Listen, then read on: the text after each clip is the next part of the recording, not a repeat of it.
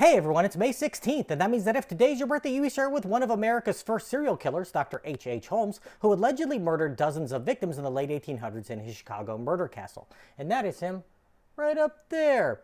Born as Herman Webster Mudgett in New Hampshire in 1861, he was often bullied by classmates at school, and some reports say that he was interested in medicine from a young age, trapping animals on which he would practice surgery. A good student, he graduated high school with honors at the age of 16 and ultimately attended medical school at the University of Michigan. He was briefly expelled for stealing corpses, but was soon readmitted, which is the worst thing to happen to the university until Chris Webber called timeout in 1993. After graduating, he took the name Harry Howard Holmes, or Dr. H. Holmes, and he fell into a life of crime, engaging in forgery, real estate scams, and investment schemes, claiming to have invented a cure for alcoholism and a machine that would extract natural gas from water.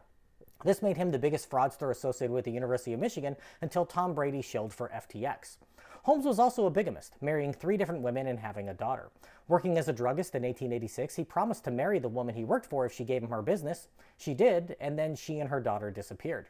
It is now suspected that they were his first murder victims. That same year, he killed a former friend from med school in order to obtain a $40,000 insurance payout. He became partners with a pharmacist in Chicago who he murdered during an argument about rent.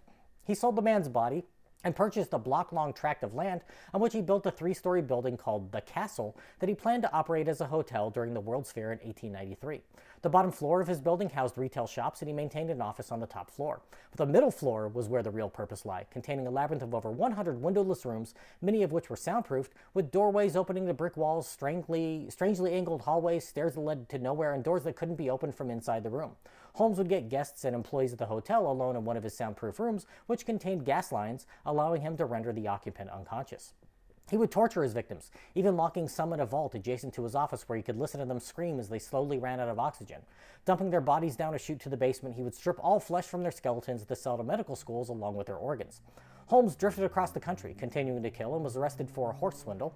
He struck on a plan with his fellow inmates to defraud life insurance companies by faking their deaths when they were released, but he just killed them instead.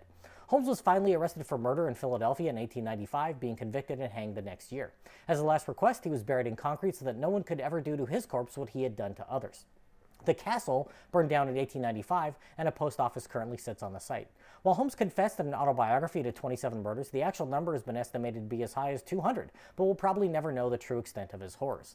Recent reports from Chicago historians dispute most of what I've just told you, saying that he was primarily motivated by greed, and that the events at the castle are largely myth, and that he didn't have a murder count nearly as high as some think.